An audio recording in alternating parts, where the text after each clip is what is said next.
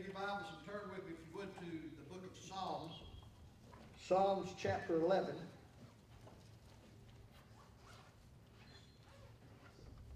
Psalms chapter 11. While you're turning, I'll tell you, I heard a really cute joke this week. I'm not going to tell it to you. I just thought it would be interesting. I told you I heard one. We didn't want to hear it.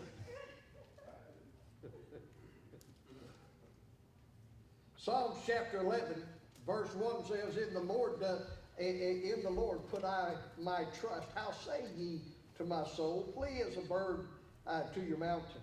For lo, the wicked bend their bow, they make ready their arrow upon the string, that they may privily shoot at the upright in heart.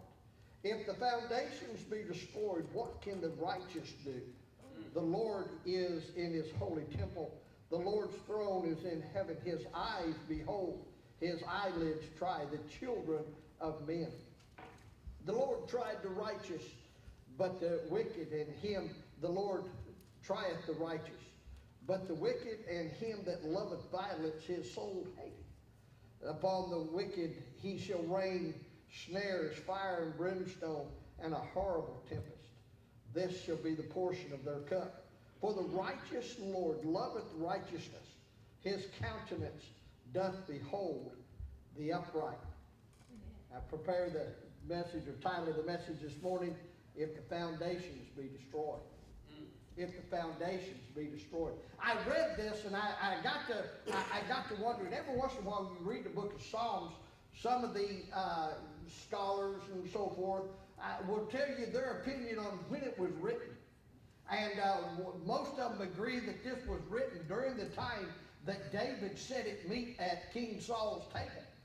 This was during the time when Saul's heart had turned to wickedness against David. And as the king was, and his heart was wicked, and he was doing the things that were not right, even trying to destroy and kill the upright servant of his servant David. David came to that place, and he said, you know what? If the foundations be destroyed, what can the righteous do? Otherwise, if my king is living in ungodliness, and my king is doing that which is ungodly, what can I do about it? And I got to thinking about that, and the Lord just impressed upon my heart that, you know, that's the way, the day and time which we're living. Our foundations are being destroyed a little at a time. The foundation of the home, listen to me, beloved, the foundation of the home has been dwindled and chipped away and got to the place to where nowadays, if you say that you're a husband and a wife, rearing children in a home, you are the exception rather than the rule. And just to be honest with you, if you're one man and one woman living together in holy matrimony, you are the exception to the rule. And society has been chipping away at the foundation that God set up from the beginning. God created Adam and Eve, put them in the garden, and told them to procreate. He didn't put Adam together with Steve. Right. Amen.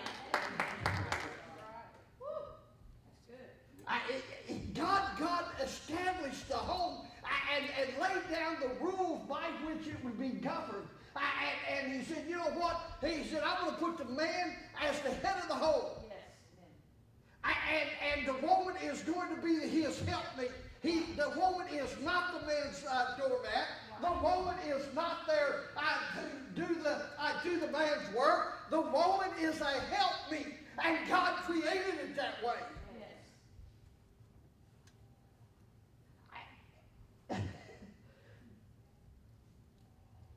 Now, we're living in a society that says the home life not that important.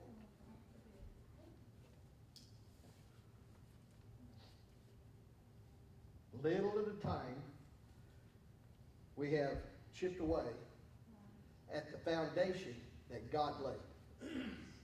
And because that foundation is being destroyed in our society today, we have what we've got.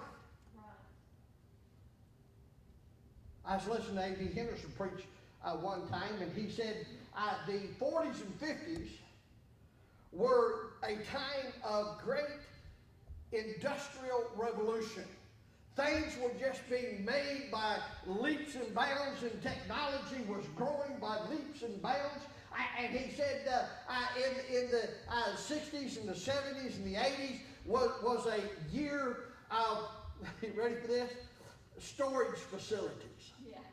Everybody accumulated so much they had no place to put it in their homes. In fact, most people never use their garages anymore because it's filled up with stuff and it's running over, and so they went out and rented storage facility. It was the age of storage buildings. And in the day and time in these last years, and we are living in the age of federal and local state prison systems. Yes. And people say, well, preacher, it's horrible that the prisons are like they are. Listen to me. It's horrible that we have to have prisons like that. Yes.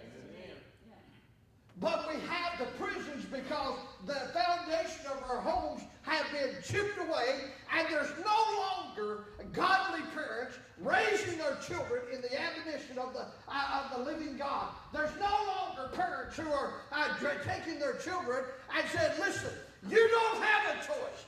You're going to church. Right. And then set the example by taking them. We have come to the place in our lives that we have neglected our homes. Amen. And because of that, our foundation that God established is being decayed.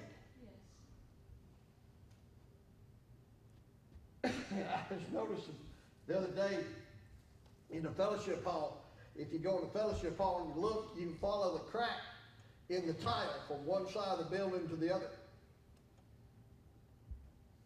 And if you're looking at that, it don't look like much. It's just a little bitty crack. But it tells you its foundation has shifted. Yeah. That's the way our homes are. We've got some good homes. Yeah. But there's a crack in our system of the homes nowadays because our foundations have shifted. But not only has the foundation of the home been destroyed, y'all stay with me, the foundation of God's house is being destroyed. Oh, yes. Churches are no longer churches. We was visiting a couple of weeks ago, well, I guess last month, and I met this young lady, and she was a member of a particular church. And I said, oh, okay. She said, yeah. She said, I really don't like it that much because it's almost like going to a rock concert. Yeah. Come on. Isn't that what she told us, baby? Yeah.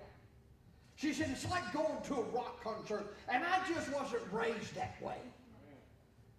We have some older friends that are members of other churches here in town, and they'll tell you, we just don't like the worship service, that progressive style worship service. We don't like that. But they're still there. Yeah. Oh, me. And somebody says, well, preacher, what do you think? Listen to me, beloved. We've come to the place to where we have come so accustomed to the world that we've opened our doors and invited them in and made them feel comfortable in the house of God. And because of that, slowly but surely, the foundation that God set down for His house is being destroyed. Yes. You almost hate to call things churches anymore. Right. Because they're not. The occult next door call that a church. Yeah.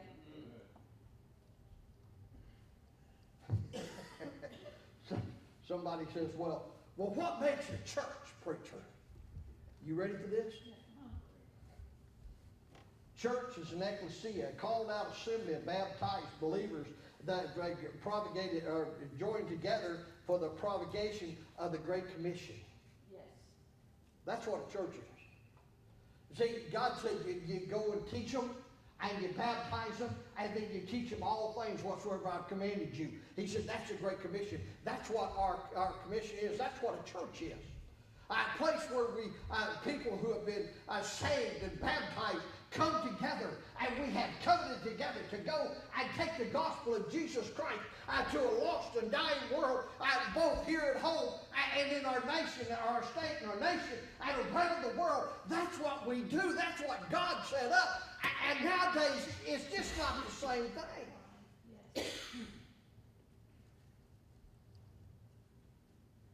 You'd be surprised what goes on under the auspice of a church.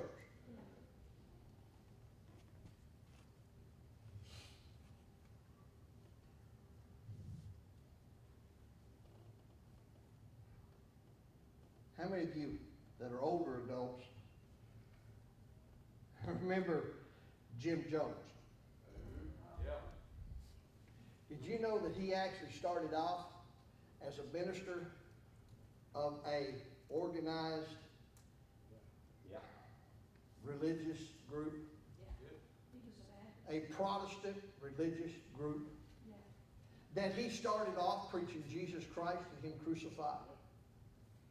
And you say, what happened? He let his foundation get cracked. Yeah. And slowly but surely that foundation began to shift to where he made himself God. Can I tell you something? Whenever people stand up and say, follow me, but no matter where I lead or what I say or what I do, your responsibility is to follow me, they're wrong. Yep. See, we're supposed to follow the book. And the problem is, and so far, say, in the day and time in which we live, that foundation's been eroded tremendously. People don't really stop long enough to consider that when things started and God said, okay, I've offered the redemption to Israel, they have rejected me as the Messiah.